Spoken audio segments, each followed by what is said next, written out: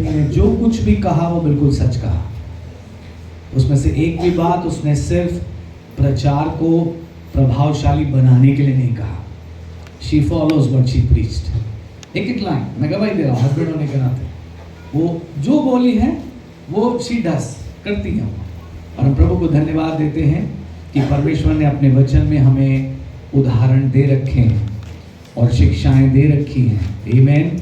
ना प्लीज़ आप ये मत सोचिएगा ओ ये लखनऊ से आए हैं और हमें 4-10 बातें सुना के चले जाएंगे। इन्हें क्या पता हमारे चैलेंजेस, इन्हें क्या पता हम किन परिस्थितियों से गुजरते हैं, इन्हें क्या पता हमारे हस्बैंड कैसे हैं, इन्हें क्या पता हमारी वाइफ कैसी। ये विचार भी शैतान आपके मन में लाने ना पाए। आज विश्वास से बैठिए कि प्रभु आपको यहाँ पर लाया है और हर एक बात प्रभु आपसे कह रहा है। आमीन। आप देखो मैं टॉपिक से हट के बोल रहा हूँ। जहां हम ये सोच लेते हैं ये बात पास्टर कह रहा है, प्रीचर कह रहा है, वहां हम खुद अनुमति ले लेते हैं कि हम उसमें कुछ माने और कुछ ना माने। क्यों? क्योंकि हमने सोचा अरे पास्टर बोल रहे हैं ना, नहीं भी मानेंगे तो चलेगा। लेकिन जहां हम ये विचार रख लेते हैं no this is God speaking, वहां हम अपने आप को उस वचन में बांध लेते हैं, उसकी अधीनता में आ जाते हैं और फिर हम अपने अंदर एक फैसला लेते हैं हमें मानना ही पड़ेगा। हालेलुया। इस जो कुछ सिस्टर रिजबा ने शेयर किया उससे पहले हम दुआ करेंगे। इससे पहले हम आगे जाएं, आइए हम आंखें बंद करें और उन बातों को खुदा के सामने मान लें। मे भी आप हो सकता है कहें प्रभु आज मैं पहली बार सुन रही हूँ अधीनता के बारे में, इस प्रकार से मैंने पढ़ा नहीं, ध्यान नहीं दिया, बट लॉर्ड थैंक यू आपने समय रहते मुझे चिताया है। हस्बैंड्स भी कहें प्रभु थैंक यू आपने समय रहते मुझे चिताया। हाँ, ये मत कहिएगा मेरी वाइफ को चिताया, बोलिए प्रभु आपने मुझे चिताया।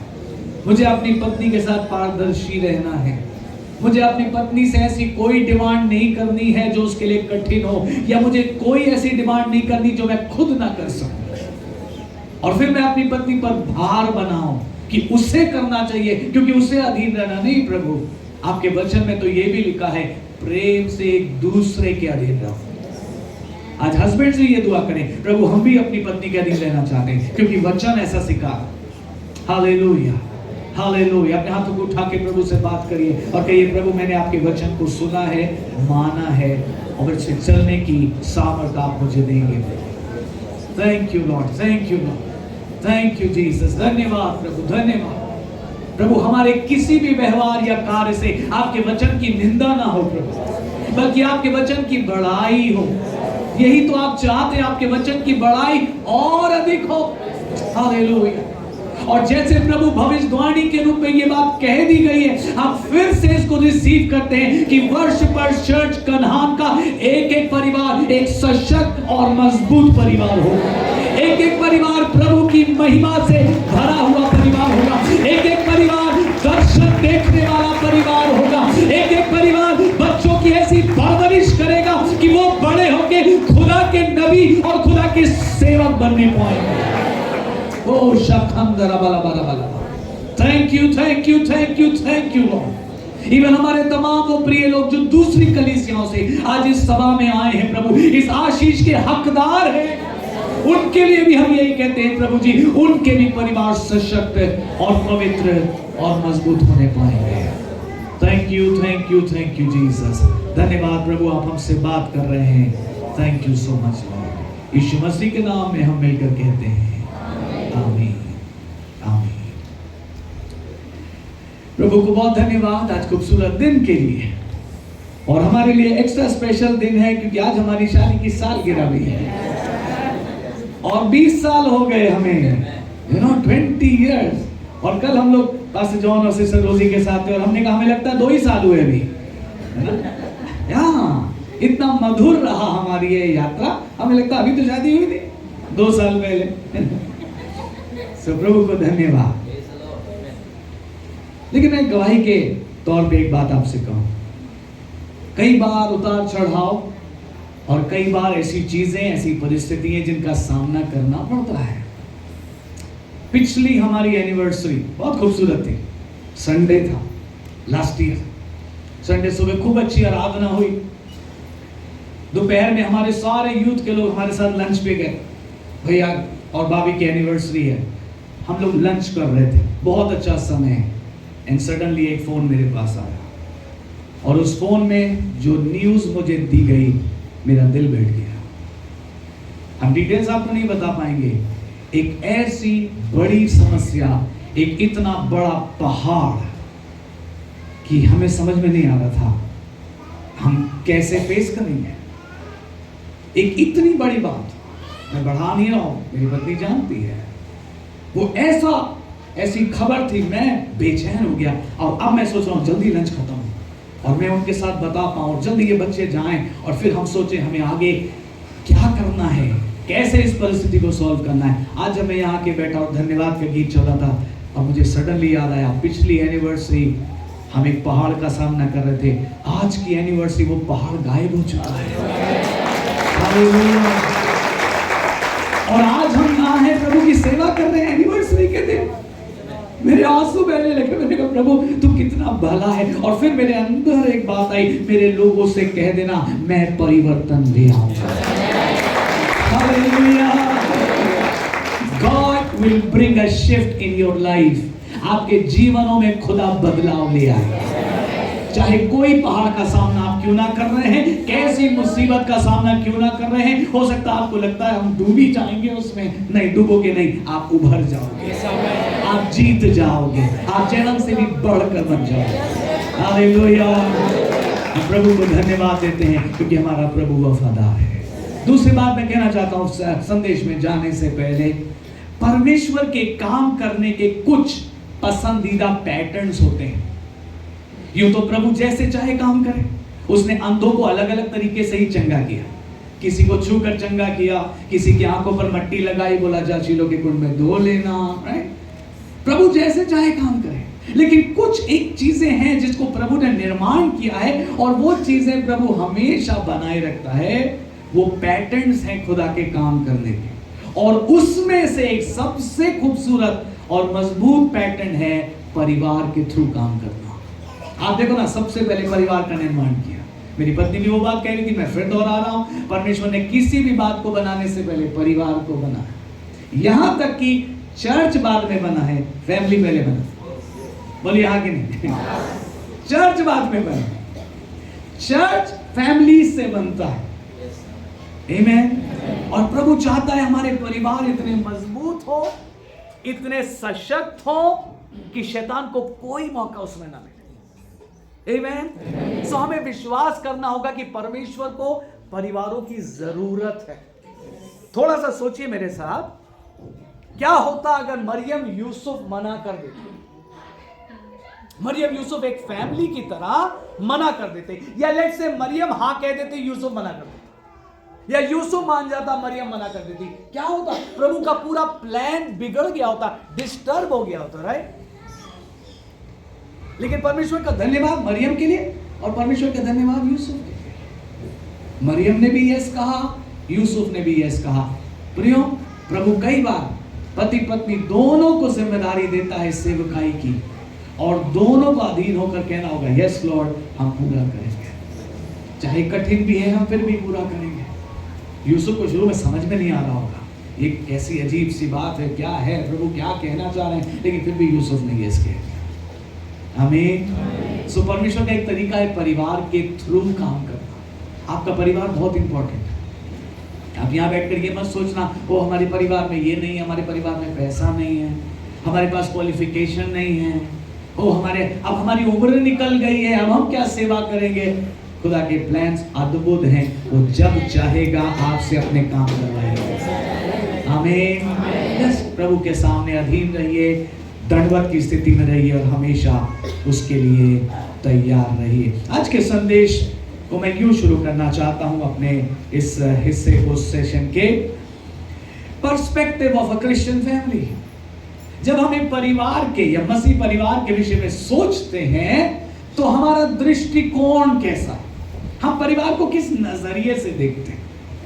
आप अपने फैमिली को या दूसरे फैमिलीज को किस नजरिए से देखते हैं? वैसे देखते हैं जैसे दुनिया के लोग देखते हैं, तो फिर कमजोरी रहेगी, फिर प्रॉब्लम्स रहेंगी, क्योंकि दुनिया में परिवार का मूल्य नहीं है, और जो था भी वो अब घटता जा रहा है। आपको पता मॉडर्न वर्ल्ड में आजकल जिस युग में हम लोग हैं, इसमें परिवार, फैमिली पर हार्डली कोई विश्वास करता है। आज मैक्सिमम यंग लोग एक फैसला ले रहे हैं कि हम शादी कभी नहीं करेंगे, हम साथ रह लेंगे पति पत्नी के समान, लेकिन हम शादी के बंधन में नहीं आएंगे। और उन्हें फायदा क्या दिखता है? हम साथ रह लेंगे, अच्छी दोस्ती रहेगी, हमारी सारी जरूरतें पूरी हो जाएंगी, एज हस्बैंड वाइफ हम रह लेंगे, लेकिन कभी कोई प्रॉब्लम आई तो हमको लीगल मैटर्स में पड़ना नहीं पड़ेगा, डिवोर्स की जरूरत नहीं पड़ेगी, तुम अपने रास्ते हम अपने रास्ते। ये शैतान का एक बहुत बड़ा हथियार है। उसे मालूम है ऐसा करके वो परिवारों में ऐसी प्रॉब्लम्स खड़ी कर रहा है, समाज में ऐसी प्रॉब्लम्स खड़ी कर रहा है, और परमेश्वर का काम घट जाएगा। इसीलिए प्रियो, मुझे और आपको सही दृष्टिकोण रखना है परिवार के प्रति। और मैं कुछ बहुत सिंपल बातें कहूंगा, आप सोचो, क्या आपने अपने परिवार को कभी इस नजर से देखा है? पहली बात, मेरा परिवार मेरी एक मिनिस्ट्री है। My family is my ministry, वो मेरी एक सेवकाई है। अरे नहीं, सेवकाई तो चर्च में होती है। ट्रू सेवकाई घर से शुरू होती है। हाँ जी, आप चर्च में बाद में सफल होंगे। आपकी पहली सेवकाई आपके घर के प्रति है। श्रेष्ठ गीत उसका पहला अध्याय और 6वें पद में वो प्रेमिका एक बात लिख रही है। वो कह रही, मुझे उन्होंने बहुत सी दाग की बारियों की रखवालिन बनाया, परंतु मैंने अपनी निज दाग की बारी की रखवाली नहीं करी। आज कितने ऐसे परिवार हैं, और खासतौर से मैं कहूं कितने ऐसे पास्टर्स के परिवार हैं जो सेवकाई में तो बहुत बिजी है, दूसरे परिवार खूब तरक्की कर रहे हैं, कलीसिया खूब तरक्की कर रही है, लेकिन उनका खुद का परिवार कमजोर पड़ा है, निराश पड़ा है, बच्चे भटक रहे हैं, पत्नी जहां भी जा रही है वो दुखी है, और इस बात की शिकायत है कि पति के पास समय नहीं है। उन्होंने मुझे बहुत सी दाग की बारियों की रखवाली बनाया, पर मैंने अपनी निज दाग की बारी की रखवाली नहीं की। अपने आप से पूछिए, जो दाग की बारी खुदा ने आपको दी है, जो एक परिवार खुदा ने आपको दिया है, क्या आप उसकी रखवाली कर रहे हैं? और अगर आपके अंदर गवाही है, हाँ मैं कर रहा हूं, एटलीस्ट मैं पूरी कोशिश कर रहा हूं, गॉड ब्लेस यू, प्रभु आपको आशीष दे। अगर आपको अपने परिवार की चिंता है, आप आशीषित लोग हैं, आप प्रभु के लोग हैं, आप सचमुच पवित्र आत्मा से भरे लोग हैं। लेकिन अगर आपका दृष्टिकोण यह है कि नहीं, मेरा सारा समय तो सेवकाई में मुझे लगाना है, पत्नी तो समझ ही लेगी अपने आप, पत्नी तो देख ही लेगी, वो बच्चों को संभाल लेगी, मुझे मिनिस्ट्री करना। अरे समझो, मैं पास्टर हूं, तो फिर शादी क्यों की? फिर शादी क्यों की? अगर तुमको पास्टरी गिरी करनी थी तो क्यों नहीं अकेले रह के किया, और टाइम बचता। कोई जवाबदेही नहीं होती। जब शादी किया है तो वो पहली सेवकाई है। आमीन। वो पहली सेवकाई है। एक बार एक बहुत बड़े चर्च का पास्टर था, ऐसा बताया गया, उसके बाद लगभग 10,000 लोग थे और बहुत सफल पास्टर, और अचानक से उसका देहांत हो गया। और फिर उसकी मेमोरियल सर्विस चल रही थी, बहुत से लोग आए थे श्रद्धांजलि देने, रिस्पेक्ट देने, और आपको पता है ऐसे में लोगों को मौका दिया जाता है, कुछ 2 शब्द आप बोलिए, कुछ 2 शब्द आप बोलिए। तो उसके चर्च के सब लोग खड़े होके बड़ी सुंदर सुंदर गवाहियां दे रहे थे। हमारे पास्टर बहुत प्रेम करने वाले थे। किसी ने कहा हमारे पास्टर हमेशा हमारे लिए तैयार रहते थे, रात 2 बजे भी फोन करो तो वो दौड़े चले आते। कितनों ने कहा, ओ जब हम बीमार हुए पास्टर हमसे हॉस्पिटल में मिलने आए, पास्टर ने हमारी चिंता करी। किसी ने कहा पास्टर ने हमारी मदद करी। ये सारी गवाहियां चल रही थी, और पास्टर का परिवार वहां पीछे कोने में बैठा था, और बेटी अपनी माँ की तरफ झुकी और बोला, मम्मी ये लोग किस आदमी की बात कर रहे हैं? और उसकी माँ ने कहा, बेटा ये उसी व्यक्ति की बात कर रहे हैं जो सांसारिक रूप से तुम्हारा पिता था। और उसने कहा, मम्मी पर हमारे पापा तो हमसे प्यार नहीं करते थे। मम्मी जब हम लोग बीमार होते थे तो पापा घर में नहीं रहते थे, वो तो मिनिस्ट्री पर रहते थे। और तब उस माँ ने जवाब दिया, ध्यान से सुनेंगे, आप हिल जाएंगे उनका जवाब सुन के। उन्होंने कहा, हाँ बेटा, तुम्हारा पिता एक बहुत अच्छा पास्टर था, लेकिन एक बहुत बुरा पिता। वो एक बहुत अच्छा लीडर था, लेकिन वो बहुत बुरा पति था। अगली लाइन सुनिए। उस पत्नी ने कहा, उसने कहा चर्च उसकी पत्नी थी, लेकिन मैं उसकी रखैल। सुना आपने? और आखिरी में उसके जितने बच्चे थे, उन्होंने कब्र के ऊपर एक पत्थर लगवाया। पास्टर की कब्र के ऊपर पत्थर, परिवार लगाता ना कुछ कुछ लिख के। बच्चों ने कई लाइनें लिखी और फिर आखिरी लाइन लिखी, पापा हम आपको प्रॉमिस करते हैं, हम आपके खुदा की सेवा कभी नहीं करेंगे। उन्होंने मुझे बहुत सी दाग की बारियों की जिम्मेदारी दी, पर मैंने अपनी निज दाग की बारी की रखवाली नहीं करी। तभी तो सेवकाई में बढ़ोतरी नहीं आ रही है। दुआ कर करके थक गए हो, तरक्की नहीं आ रही है। उपवास कर करके हार चुके हो, आशीष नहीं दिखाई दे रही है। और फिर शिकायत करते हो, प्रभु तरफदार है। प्रभु तरफदार नहीं है, प्रभु आपके इंतजार में है। पहले वहां सुधार लाओ जो उसने पहली जिम्मेदारी दी है। हालेलुया। हमारा परिवार बहुत इंपॉर्टेंट है। मेरी पत्नी ने स्त्रियों के पक्ष में की तरफ से बात करी, क्योंकि वो उनका हक है। मैं नहीं बोल सकता स्त्रियों के विषय में, क्योंकि हम नहीं समझते वो बातें, खासतौर से इमोशनल बात। मैं हस्बैंड से ज्यादातर बात करूँ, लीडर से ज्यादा बात करूँ। मैं कई बार रुक रुक के अपनी पत्नी से पूछता रहता हूँ, मैं जो प्रचार करता हूँ क्या मैं वो जीता हूँ? और मैं उनसे कहता हूँ ईमानदारी से मुझे बताऊं, क्योंकि मुझे लुभाने वाले आंसर से फायदा नहीं मिलेगा। अगर कुछ गलत है तो टोक दो, मैं सुधर जाऊं कम से कम। मैं अक्सर उनसे कहता हूं, मुझे 10 में कितने नंबर मिलेंगे? और वो कहती पास हो जाते हो तुम। आज तक नंबर नहीं बताए। मेरी अपेक्षा है 9, 9.5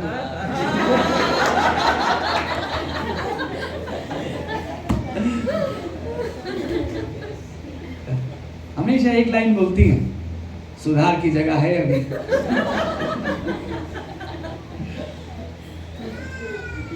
My family is my ministry. My family is my first ministry. Hallelujah. मैं आपको आज चुनौती देकर कह रहा हूं, आप फैमिली मिनिस्ट्री ठीक कर लो ना, संसार की मिनिस्ट्री इतनी बढ़ जाएगी, संभाल नहीं पाओगे। सीक्रेट नहीं, सीक्रेट वही है। बाइबल का एक उदाहरण आपको याद आएगा ना, आप झट समझ जाओगे। जब कोई लीडर अपने परिवार की ठीक से देखभाल नहीं करता, कितना नुकसान होता है। पुराने नियम में एली महायाजक अपने परिवार की कोई देखभाल कर नहीं सका, और जो उसके दोनों बेटे थे वो इतने दुष्ट हो गए, कहने को वो भी पास्टर बन गए थे। चोगा उन्होंने भी पहन लिया था याजक वाला, याजक की विधि उन्होंने भी सीख ली थी, लेकिन प्रभु को इतना दुखी किया, इतना दुखी किया, इतना दुखी किया कि प्रभु को फाइनली एक छोटे बच्चे को खड़ा करना पड़ा, सैमुएल को। Thank you. और प्रभु ने उससे बात करी, और प्रभु ने कहा, सैमुएल मैं एली से बहुत दुखी हूं। आप सोचो ना, छोटे बच्चे के दिल पे क्या बीती होगी। वो एली को बड़ा हाई रिगार्ड करता था, बोला यही पास्टर अंकल हैं जिन्होंने मेरी मम्मी के लिए दुआ करी थी और तब मैं पेट में आया था। बोला मेरी मम्मी हमेशा कहती हैं इनके अधीन रहना, इनकी बात मानो, और यहाँ खुदा आके कह रहा है, no no no no no, he is not a true man, he is not a true man.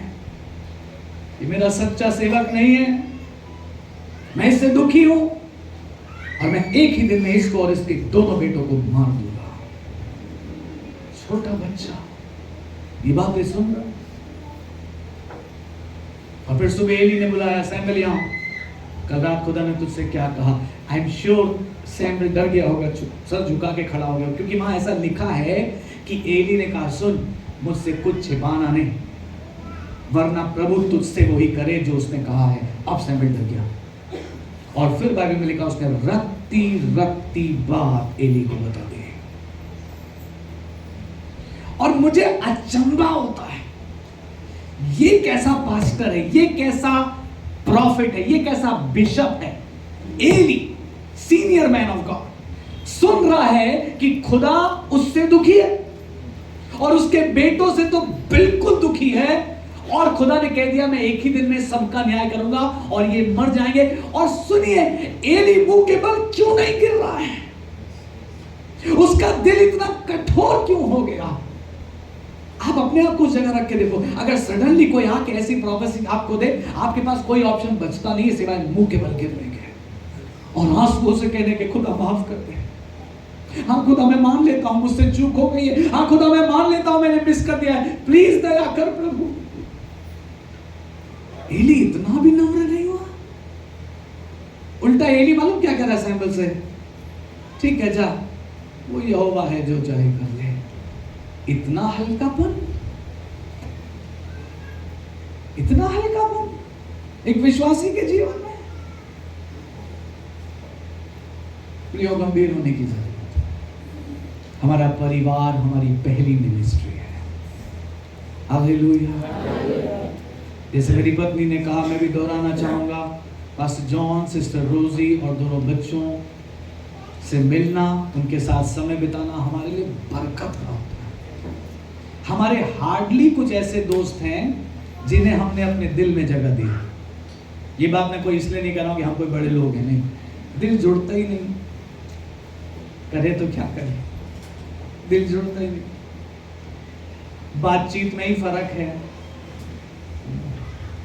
हम बात शुरू अगर करें भी,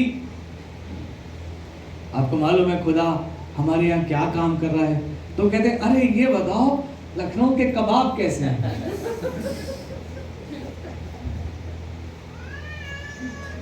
तो हम कहते तुम कबाब में ही रहो। दिल जुड़ता है। लेकिन पास्टर जॉन, सिस्टर रोजी और उनका परिवार हमारे दिल के बहुत करीब है, और जितनी बात हमने बाइबल स्कूल में नहीं करी, और जितनी बात 2001 के बाद, 2000 में बाइबल स्कूल किया, 2001 से और कितने साल हमने बात नहीं की, उतनी बात पिछले 1-2 साल में हमने कर डाली। अभी मैं आपको बताऊं, पास्टर जॉन ने अभी हमें फोन किया 10 दिन पहले, सुबह मुझसे बोले हैंडी भाई 2 मिनट है आपके पास? मैंने कहा जी जॉन भाई, हमारा नाश्ता सामने रखा था, मैंने कहा जी जॉन भाई 2 मिनट है, और 2 ही मिनट थे हमारे पास क्योंकि नाश्ता ठंडा हो रहा था। जॉन भाई ने 2 मिनट बात करी, फोन कटा, हमने देखा 24 मिनट हो गए।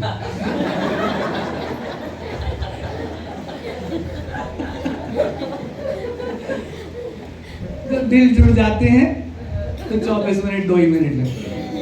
प्रभु को धन्यवाद आपके ऐसे अगुओं के लिए, उनसे प्यार करिए। हाँ, ताली बजा के प्रभु को धन्यवाद।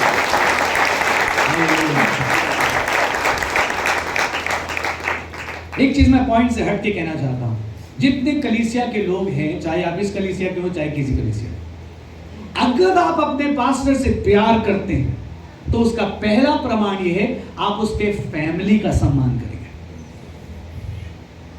आप सिर्फ पास्टर से प्यार करें और सिस्टर से कट जाएं, that is very very hurting, बहुत तकलीफ दे होता है। और फिर मेरा दिल कहता है ओके, आपको पास्टर से प्यार नहीं है, आपको सिर्फ उसके अभिषेक से प्यार है, आपको सिर्फ उसके गिफ्ट से प्यार है, आपको पास्टर जो व्यक्ति है उसकी कोई परवाह नहीं है। तो अगर आप कहते हैं ना पास्टर साहब हम आपसे बहुत प्रेम करते, बस अब आप हमारे ये है, हीरो है, ये है दुनिया भर। कुछ लोगों ने हमसे कहा आप मूसा की तरह हैं हमारे लिए, आप यहोशू की तरह। 2 महीने में हमको ऐसा उलट मार मारी उन्होंने कि हमारे भी होश ठिकाने आ गए कि ये मूसा एलिया के चक्कर में पड़ रहा ना।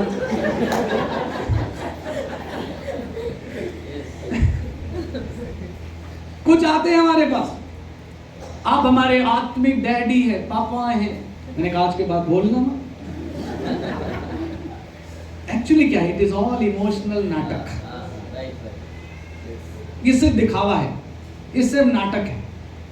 अगर आत्मिक पिता माना है ना तो मुंह से बोल के मत दिखाओ, सम्मान करके दिखाओ, साथ खड़े होके दिखाओ, उनकी कोई बुराई करे उसका मुंह बंद करके दिखाओ।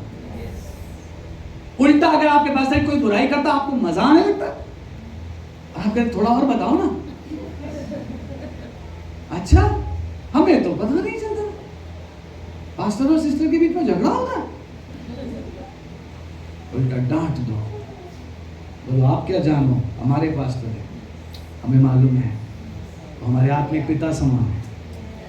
हालेलुया। वापस से आते हुए, हमारा परिवार हमारी मिनिस्ट्री है। दूसरी बात मैं कहना चाहता हूं, हमारा परिवार हमारी डिवाइन कॉल है, आपकी बुलाहट है आपका परिवार। कितने लोग ठहरे हैं, पूरी जिंदगी निकल गई, प्रभु बुलाहट दे, बुलाहट दे, बुलाहट दे, और प्रभु कहता है जो बुलाहट मैंने दे रखी है तुम उसको समझते ही नहीं, तुम उसको वैल्यू नहीं करते, तुम्हें उसकी कोई परवाह नहीं है। जो परिवार मैंने तुम्हें दिया है वो तुम्हारी पहली बुलाहट है। हालेलुया। बुलाहट में हमेशा पदवी होती है। जब प्रभु किसी को बुलाता है तो किसी को पास्टर की तरह बुलाता है, किसी को अपोस्टल की तरह बुलाता है, किसी को सुसमाचार प्रचारक की तरह बुलाता है, राइट, किसी को नबी की तरह बुलाता है, किसी को टीचर की तरह बुलाता है। बुलाहट में हमेशा एक पदवी है, और परिवार में भी आपको पदवी, पति होना एक पदवी, पत्नी होना एक पदवी है, माँ बाप होना एक पदवी है, राइट।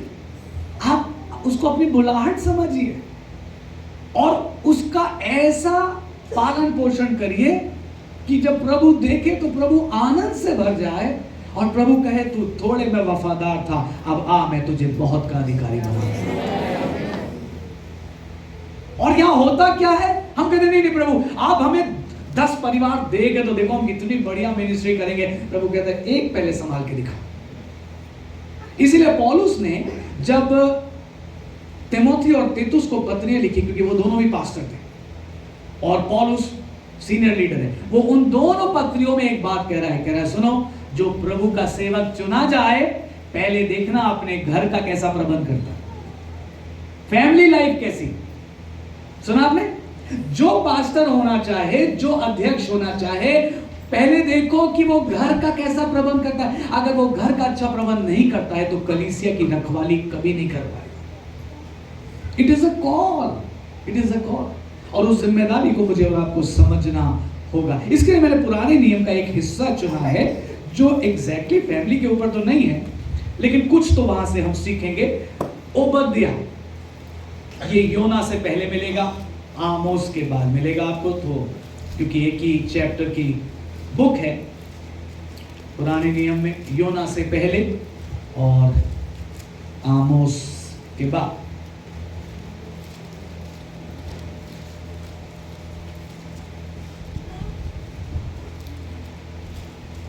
ओबद्याह, और सिर्फ इसके 2-3 पद हम पढ़ लें, 12 पद से लगभग 14 पद तक।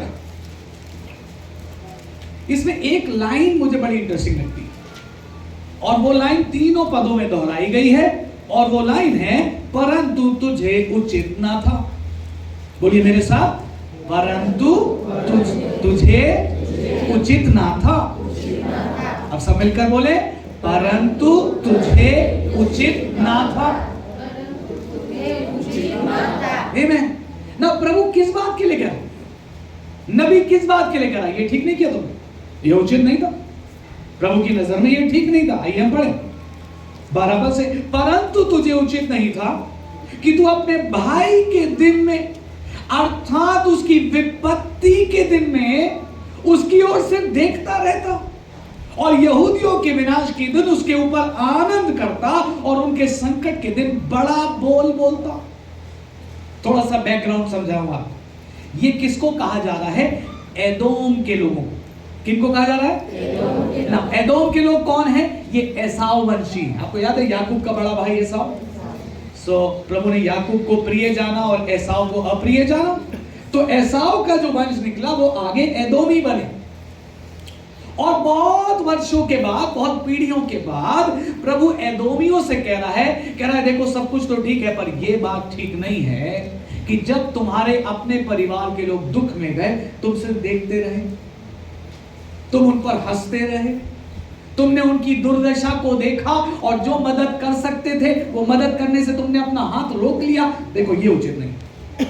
बाकी सब ठीक है, बट तुमने अपने फैमिली की मदद नहीं करी, ये उचित नहीं है। अब देखिए 13 पद फिर लिखा, तुझे उचित नहीं था कि मेरी प्रजा की विपत्ति के दिन तू उसके फाटक में घुसता और उसकी विपत्ति के दिन उसकी दुर्दशा को देखता रहता और उसकी विपत्ति के दिन उसकी धन संपत्ति पर अपना हाथ लगाता। क्यों किया तुमने? अपने ही परिवार को लूटा है, अपने ही परिवार से छीना है। और प्रभु क्या कह रहा है? ये बात तुमने ठीक नहीं की, उचित नहीं था जो तुमने किया। 14 पद देखिए, तुझे उचित नहीं था कि तिरमुहाने पर उसके भागने वालों को मार डालने के लिए खड़ा होता और संकट के दिन उसके बचे हुए को पकड़ा। सो तीनों जगह परमेश्वर एक लाइन क्या बोल रहे हैं? तुझे उचित नहीं था, ना था, ये तूने ठीक नहीं किया ना। आप सोचिए, कई बार जब हमारे परिवार में हमारा व्यवहार ठीक नहीं होता, क्या प्रभु हमसे भी सेम लाइन नहीं कहेगा? तुम्हें उचित नहीं, तुमने अपनी पत्नी को इतना दुख दिया कि उसका विश्वास टूट गया, तुमने अपने बच्चों को इतना दुख दिया कि उन्होंने फैसला कर लिया कि वो प्रभु के पीछे नहीं चलेंगे, ये तुमने ठीक नहीं। यहेजकेल की किताब में एक जगह प्रभु ने लिखा, शायद 34वें अध्याय में है, लिखा है, मैं भेड़ से भेड़ का न्याय करूंगा। भेड़ और भेड़ के बीच में, इसका मतलब प्रभु के लिए एक एक व्यक्ति इंपॉर्टेंट है। अगर छोटा बच्चा भी है ना, प्रभु उसको उतना ही महत्व देता है जैसे एक पास्टर को। सुना आपने? प्रभु की नजर में एक छोटा बच्चा वही महत्व रखता है जैसे एक पास्टर, जैसे पिता, जैसे माँ। बहुत जरूरी हम अपने परिवार को इस नजरिए से देखें। वो हमारी डिवाइन कॉल है, हमें उसकी देखभाल करनी है। और ऐसा ना हो कि न्याय के दिन हमें सिर झुकाना पड़े, ऐसा नहीं होना चाहिए। बल्कि काश ऐसा हो जब हम न्याय के दिन खड़े हों तो परमेश्वर हमें इस बात की शाबाशी दे कि तुमने अपने परिवार की उत्तम देखभाल करी और उससे मेरी महिमा होने पाई। हालेलुया। हमारे परिवार के कारण प्रभु का नाम नीचा नहीं होना चाहिए। आमीन। लोग जब हमें देखें तो हमारे पिता की जो स्वर्ग में है बड़ाई करें। लेकिन एक बात मैं कहूँगा, जैसे जैसे हम आगे बढ़ेंगे, थोड़ी देर में हम ब्रेक करेंगे चाय के लिए, फिर अगले सेशन में जाएंगे। लेकिन ये सब कुछ कब होगा? जब हम फैसला ले लेंगे। आप देखो ना, आज सेमिनार होगा, 2 दिन आपको ये सब बातें खूब याद रहेंगी और 2 दिन आप बढ़िया बदलाव भी लाएंगे अपने घर में। लेकिन उसके बाद धीमे धीमे फिर ये बातें हम भूलने लगेंगे। लेकिन जब हम फैसला ले लेंगे कि नहीं प्रभु, अगर आपको ये पसंद है और आपको ये बातें नहीं पसंद है, तो आज से हम भी इन बातों को करेंगे और इन बातों को छोड़ देंगे। आमीन। बहुत पहले जब शादी हुई हमारी, तभी हमने कुछ फैसले आपस में ले लिए और उनमें से एक फैसला ये था कि हम एक दूसरे से कुछ नहीं छिपाएंगे। और उसके लिए ना, मैं आपको बताऊं, आसान नहीं है शुरू में, खास तौर से हम जो पुरुष हैं, क्योंकि शादी से पहले हमारे फ्रेंड्स हैं, हम फ्रेंड्स के साथ घूमने जाते हैं, फ्रेंड्स के साथ सारी बातें शेयर करते हैं। अब सडनली एक लेडी हमारे साथ रह रही है, राइट? और अब हमें उनसे बात करनी है और कई बार उनका बात करने का फर्क लेवल है, हमारा बात करने का फर्क लेवल है। लेकिन हमें अपने को सिखाना पड़ता है। मैंने अपने को सिखाया, शुरू में तकलीफ गई, आज ये नेचुरली होता। मैं पूरा दिन अगर बाहर भी हूं ना, शाम को आऊंगा, मैं एक एक बात बताता हूं। ये नहीं सोचता हूं अरे ये बात इनकी किसी काम की नहीं, काम की हो या ना हो, पता होनी चाहिए। क्योंकि एक चीज हम दोनों चाहते हैं, कोई तीसरा आके ये ना बोले, सिस्टर जी आपको मालूम है पास्टर उस दिन हमारे घर आए थे, और सिस्टर जी बोले अरे अच्छा भूल गए होंगे। अब आप देखो, वहां पे उन्होंने तो एक आंसर ऐसा दे दिया झेप के, भूल गए होंगे, लेकिन सबसे पहले दिल दुखेगा। दूसरी बात, वो तीसरे व्यक्ति को मालूम पड़ जाएगा, ओके पास्टर और सिस्टर के बीच में सारी बातें शेयर नहीं होती हैं। और जहां उन्हें यह अनुमान मिला कि पास्टर कुछ बातें सिस्टर से छिपाते हैं और सिस्टर कुछ बातें पास्टर से छिपाती है, उन्हें मौका मिलेगा बीच में गड़बड़ी पैदा करने का। और हम ऐसे लोगों को बिल्कुल आउट रखना चाहिए, सिर्फ राइट नहीं, आउट। हम चाहते ही नहीं कि वो हिम्मत भी करे। सो क्या होता है, अभी कोई आके अगर उनसे बोले तो उनका आंसर होता हाँ उन्होंने मुझे बताया था, आप रहने दो। कोई मुझसे आके बोलता हाँ अरे उन्होंने बताया। वी शेयर एवरीथिंग, चाहे वो काम की हो या ना। आपको अपने परिवार की देखभाल करनी है। हालेलुया। बाइबल में क्या लिखा है? हे पत्नियों अपने अपने और हे पतियों अपनी अपनी पत्नी से ऐसे प्रेम रखो जैसे प्रभु से। सो अपनी अपनी पत्नी से प्रेम रखो, अपने अपने पति के अधीन रहो, पड़ोसी की नहीं। इसीलिए बड़ा जोर दिया गया अपनी अपनी दो, क्योंकि प्रभु को भी पता ना कुछ चीजें एक बार में अपन नहीं समझते। हे पतियों अपनी अपनी पत्नी से प्रेम रखो, पड़ोसी की नहीं।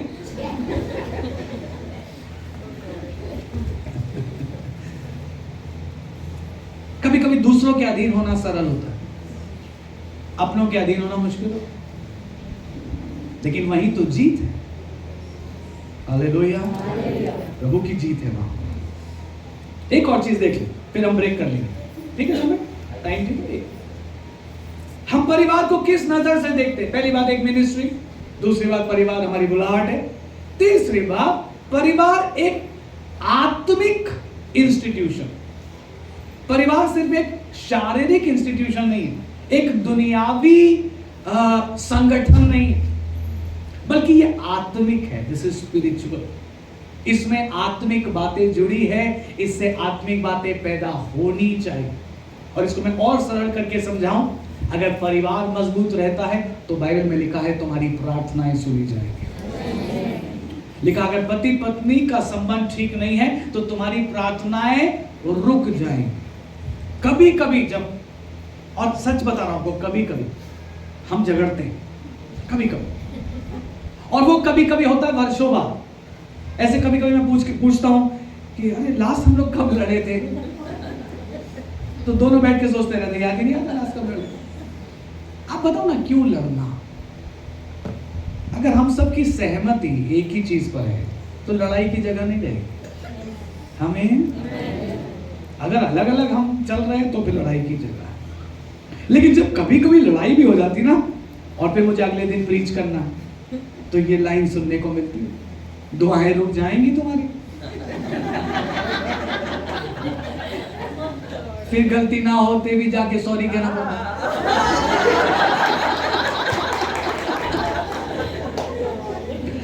अब ये अपनी मजबूरी है जानना।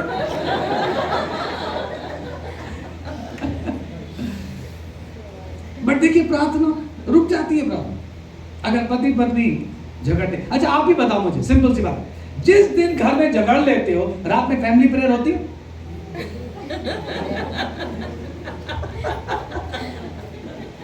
अगर होती है तो उसमें भी झगड़ा होता, तुम करो नहीं तुम करो। प्रार्थनाएं रुक जाती है। इसलिए प्लीज अपने परिवार को मजबूत बनाइए। पुराने नियम में मलाकी की किताब 2 अध्याय, बड़ा गंभीर हिस्सा है। पुराने नियम की आखिरी किताब है मलाकी, और उसका 2 अध्याय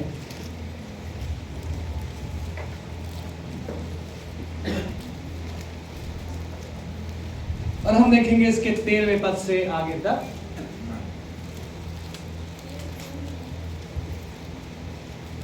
फिर तुमने ये दूसरा काम किया है कि तुमने यहोवा की वेदी को रोने वालों और आहें भरने वालों के आंसुओं से भिगो दिया, यहां तक कि वह तुम्हारी भेंट की ओर दृष्टि तक नहीं करता और ना प्रसन्न होकर उसको तुम्हारे हाथ से ग्रहण करता है, और तुम पूछते हो ऐसा क्यों? आगे देखिए, इसलिए क्योंकि यहोवा तेरे और तेरी उस जवानी की संगिनी और ब्याही हुई स्त्री के बीच साक्षी हुआ था जिससे तूने विश्वासघात किया। बड़ी गंभीर बात है। यहां कुछ लोग हैं जो आंसुओं से दुआ कर रहे हैं, और कई बार हमें लगता है ना आंसुओं की दुआ सबसे अच्छी वाली होती है। कुछ लोगों के आंसू नहीं निकलते तो आंख दबा दबा के निकाल लेते, बोले 2-4 निकल आए, प्रभु खुश हो जाएगा। ये आंसू से दुआ कर रहा है। प्रभु को ऐसे आंसू बिल्कुल नहीं लुभाते। बिल्कुल नहीं पसंद है।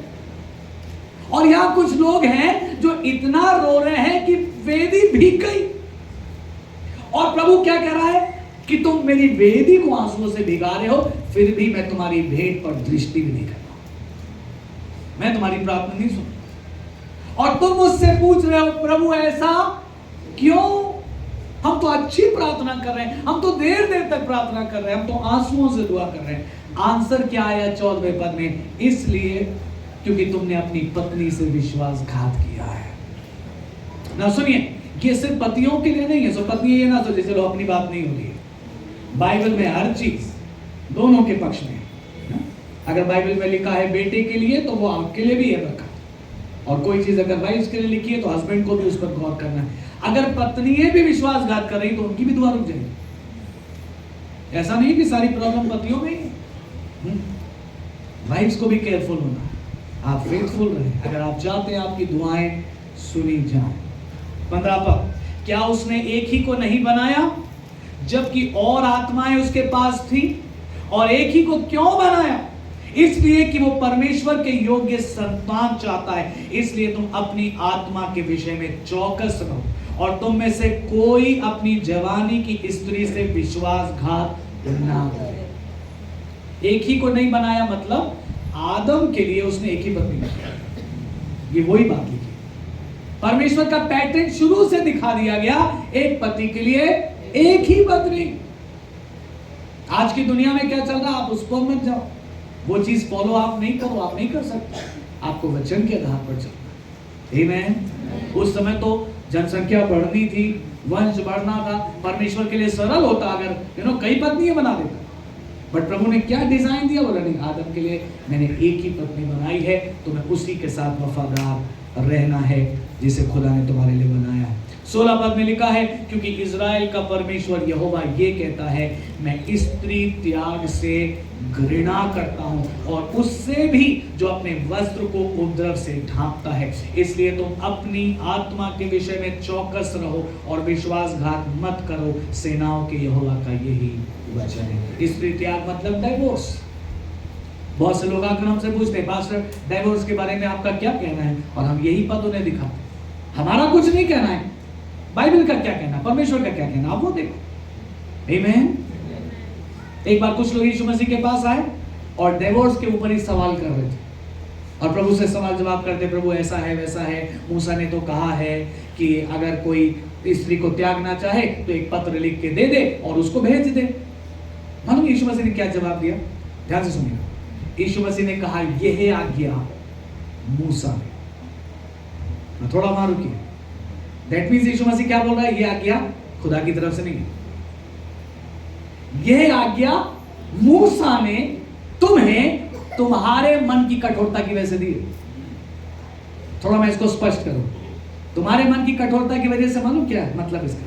इसका मतलब यह है, तुम सुधरने को तैयार नहीं थे तो खुदा ने तुम्हें तुम्हारे हाल में छोड़ दिया।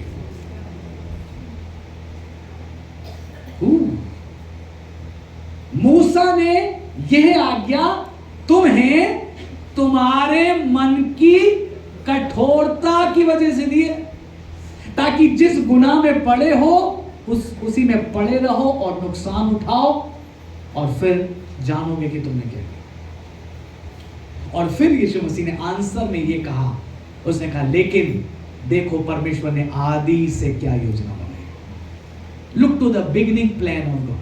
और परमेश्वर का बिगिनिंग प्लान में डिवोर्स की कोई जगह नहीं था। आमीन। आदम के पास कोई और ऑप्शन भी नहीं था।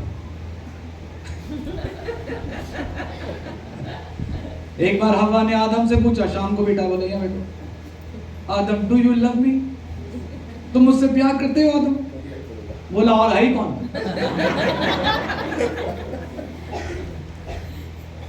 ऑप्शन की भी बात नहीं हो रही है, लेकिन परमेश्वर के प्लान की बात हो रही है। हालेलुया। और परमेश्वर के प्लान में डिवोर्स की कोई जगह नहीं है। ध्यान से सुनिएगा जो मैं नेक्स्ट कहने जा रहा हूं। सिर्फ लीगल डिवोर्स नहीं, मेंटल डिवोर्स की भी जगह नहीं। आज कुछ पति पत्नी हैं जो सिर्फ साथ एक छत के नीचे बस रहते हैं, लेकिन पति पत्नी जैसा प्यार उनमें नहीं है। वो सिर्फ एक समझौता है, बस साथ में रहते हैं समाज को दिखाने के लिए, चर्च में दिखाने के लिए, वो बस एक छत के नीचे रहते हैं, बाकी उनका एज हस्बैंड वाइफ कोई संबंध नहीं, कोई प्यार नहीं, कोई रिस्पेक्ट नहीं। और अगर ऐसा भी कुछ है कि मन में एक दूसरे को दूर कर दिया है, आज हम उसके लिए माफी मांगेंगे। आमीन। और एक बार फिर से आप वैसे ही ग्रहण करें एक दूसरे को जैसे मसीह ने कलीसिया को ग्रहण किया, वैसा ही प्यार फिर से आज जगना चाहिए। आमीन। हम दुआ करेंगे कि वही प्यार आज हम सब के अंदर अपने अपने स्पाउस, अपने अपने जीवन साथी के लिए जग जाए। हालेलुया। एक और चीज कह के हम दुआ करने जा रहे हैं। क्यों हम कह रहे हैं स्पिरिचुअल है परिवार? आपको पता है बाइबल में पवित्र आत्मा को हेल्पर कहा गया है, सहायक, और यही टाइटल पत्नी को दिया गया। हेल्पर टाइटल से दो लोगों को दिया गया, एक पवित्र आत्मा को नए नियम में और पुराने नियम में पत्नी को। जब परमेश्वर ने कहा मैं आदम के लिए एक सहायक बनाऊंगा, it is a spiritual thing. ये एक आत्मिक निर्माण है, एक आत्मिक संगठन है। इस पर खुदा की दृष्टि लगातार है। हालेलुया। और हमें लगातार अपने परिवार से प्रभु को ऊंचा उठाना है और प्रभु की महिमा करनी है। आइए, समय हो गया, हम टी ब्रेक के लिए जाएंगे, लेकिन उससे पहले 2 मिनट का समय लें और हम प्रार्थना करें। हम प्रभु से कहें, लॉर्ड, अगर हमने मन में भी